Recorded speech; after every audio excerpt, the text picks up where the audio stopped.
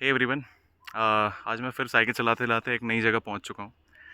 Around 80 kilometres है वारंगल से ये जगह। इस जगह का नाम है लखनावरम लेक। जो आप मेरे पीछे तालाब देख पा रहे हैं ना, ये विशाल का है। This is Laknavaram lake. It's in between forest call Laknavaram forest, जो कि मुलुगु डिस्ट्रिक्ट में आता है। जो लोग मुलुगु के आसपास, उनको पता ही होगा, और जो इन जनरल तेलंगाना में रहते हैं उनको भी पता ही होगा।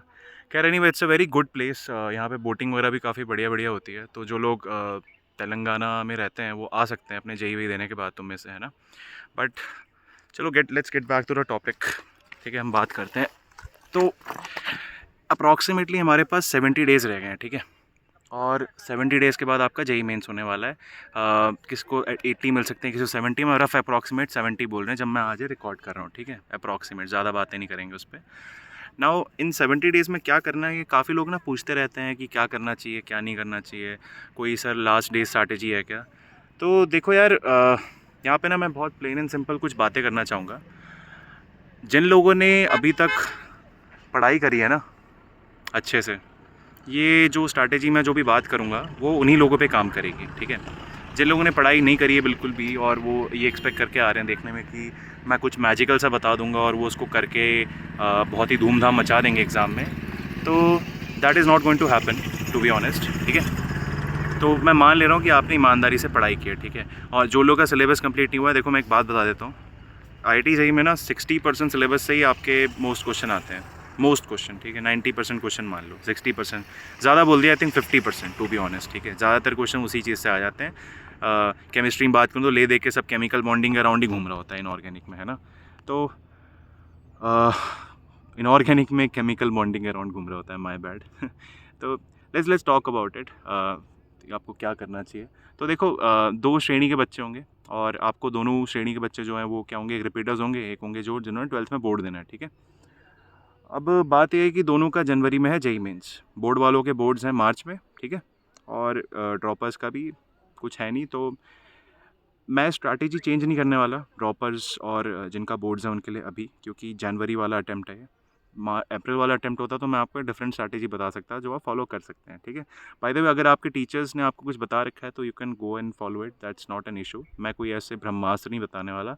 मैं बस एक ऐसी कॉमन चीज़ बताने वाला हूँ जिसको ना करके थोड़े से मार्क्स बढ़ जाते हैं आपके, ठीक है। अगर आप एक अच्छे डिसेंट लेवल के खिलाड़ी हैं और आपका सॉर्ट ऑफ रिविजन टाइम चल रहा है, आपने पढ़ लिख लिया है सारी चीज़ें, तो मतलब फ्री +30 +40 मार्क्स बढ़ जाते हैं ना, इन एनी कैटेगरी, जिन लोगों ने ईमानदारी से पढ़ाई की है।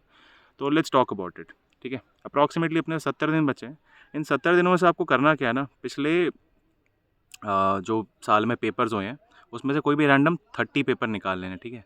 अब ये रैंडम में आप क्या करिएगा, 15 पेपर रीसेंट निकालिएगा जो कि ऑनलाइन वाले हुए हैं, ठीक है। रीसेंट जो जो पैटर्न के आ रहे हैं, 15 पेपर मिल जाएंगे आपको आराम से, है ना, इतने सारे ऑनलाइन हुए हैं। 15 पेपर आप ऑनलाइन के रीसेंट निकाल लीजिए, और 15 पेपर आप निकाल लीजिए जो एक ज़माना था जब ऑफलाइन हुआ करते थे ना, 2016 के पहले, 2015 16 17 टाइप के, उन पेपर्स को आप निकालिए। 2007 से 15 16 जो आपको पसंद है ना, 15 1 15 2, आपके पास हो गए टोटल 30 पेपर। अब आप इन 30 पेपरों को ना, आपको ऐसा करना है कि एक दिन आप बैठिए, प्रॉपर इज्जत से, जैसे आप टेस्ट देते हैं उसी तरह टेस्ट देने बैठिए इनका, ठीक है। तो आप जब इसका टेस्ट देंगे आपके होंगे कुछ मार्क्स। आपको करना क्या है, अपने मार्क्स पे ज़्यादा बॉदर करना नहीं है, ठीक है। टू बी ऑनेस्ट, करना ये है कि आपने पेपर में जो क्वेश्चन किए, ठीक है, आप उनको मार्क कर लीजिए कि हाँ भैया मैं अच्छे से कर पाया। उसके बाद बचेंगे दो श्रेणी के क्वेश्चन, एक होंगे जो आपने गलत कर दिए, एक होंगे जो आपने अटेम्प्ट ही नहीं किए, ठीक है। अब गलत कर दिए में दो टाइप के होंगे, एक में आपने की होगी सिली मिस्टेक, एक में आपने कुछ अलग ही धूम मचा दी होगी, है ना। तो इस पर बाद में आते हैं।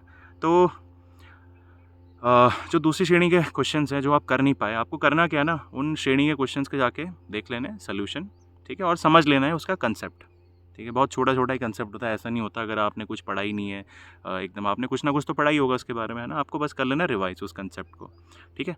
तो ये श्रेणी के क्वेश्चन आपके ऐसे निपट जाएंगे। अब ये जो तीसरी श्रेणी है जो आपके गलत हुए, ये थोड़ा डेंजरस है ना।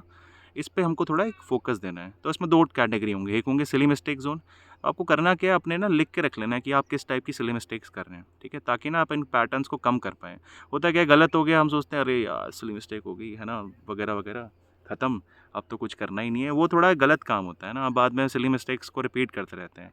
आपको क्या है ना, लिख के रख लेना है कि भाई हाँ मैंने यहाँ पे ये वाली गलती की थी। जैसे मैंने अपने टाइम पे क्या किया था ना, एक बड़े मैथ्स का विचित्र अच्छा क्वेश्चन आया था।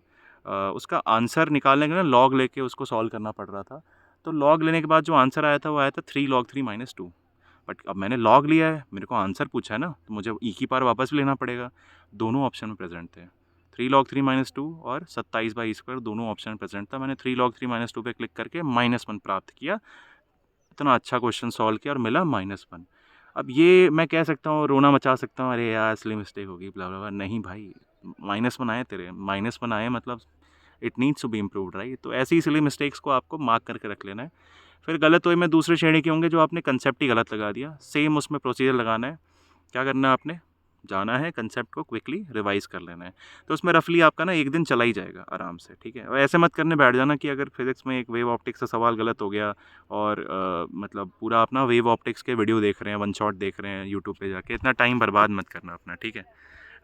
ये सब जो चीज़ें हैं ना, आप ये पूरा वीडियो देखने वाली चीज़ें ये 30 दिन के बाकी अलावा किसी दिनों में कर सकते हैं, ठीक है। ये बेसिक अजम्पशन में काम कर रहा है, तुमने कुछ पढ़ा ही है ना, पढ़ा ही होगा थोड़ा बहुत, तो बोर्ड की तैयारी पे पहुंच गए हो, 11th में पढ़ाई है तुमने, पास किया होगा, है ना।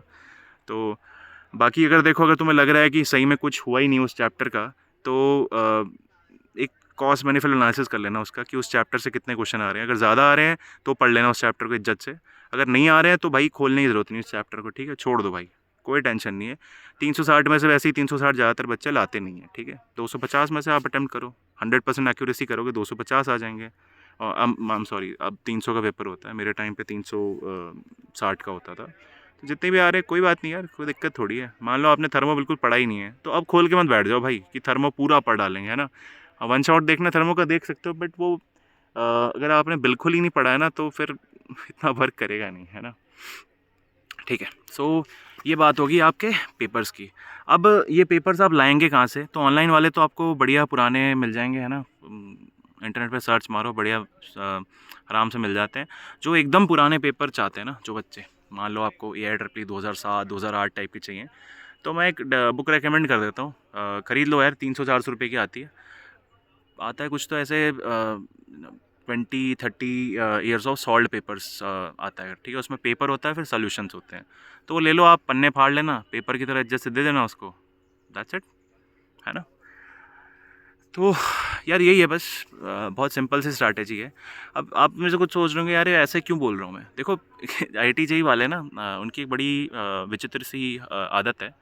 वो ये है कि वो लोग ना पुराने क्वेश्चन रिपीट करते रहते हैं, और मेरे को लगता है फिर से होंगे, ठीक है। ऐसा एग्जैक्ट वैल्यू के साथ तो बहुत कम हुए हैं, बट होते हैं, ठीक है। होते हैं ऐसे हैं कि सेम कंसेप्ट को ना दूसरे तिरछा बिंगा करके पूछ लेंगे। रिपीटेड क्वेश्चन है यार, वो लीक ही हो गया पेपर एक तरह से आपके लिए, है ना। पूरा पेपर नहीं होता यार, देखो कुछ 40-50% पेपर एकदम एक जैसा होता है, ठीक है। 60% तक भी हो सकता है, बट डज नॉट मैटर, आपके लिए 60% भी बहुत बड़ा स्कोर है ना। 60% इज़ एक डिसेंट इनफ स्कोर जो आप ला सकते हैं। तो दैट्स इट यार, दैट्स माई स्ट्रैटेजी। बाकी मैं यहाँ सामने जब बैठा हुआ हूँ, यहाँ पे इसके सामने लिखा हुआ है कि इस तरह में ना घड़ियाल और सांप है, कोंचम घड़ियाल उंदी। Telugu attempt at it anyway. जो तेलुगु लोग देख रहे हैं भाई, ऑफेंड मत हो जाना, आई होप मैंने सही बोला होगा। एनीवे, गुड प्लेस यार। बाकी आप लोग जब JEE निकाल लोगे, है ना, JEE मेंस वगैरह दे दोगे, थोड़ा ब्रेक वेक ले सकते हो बिंदास, 2-3 दिन का, जनवरी के अटेम्प्ट के बाद। जो बोर्ड दे रहे होंगे उनको तो बोर्ड एग्ज़ाम देना होगा, है ना, तो वो लोग थोड़ा कम ब्रेक लेना, रिपीटर्स वगैरह ले लेना आराम से, 2-3 का ब्रेक JEE मेंस के बाद, और घूमना फिरना बढ़िया, है ना। So with this I will sign off. जय हिंद, जय बजरंग बली, हर हर महादेव।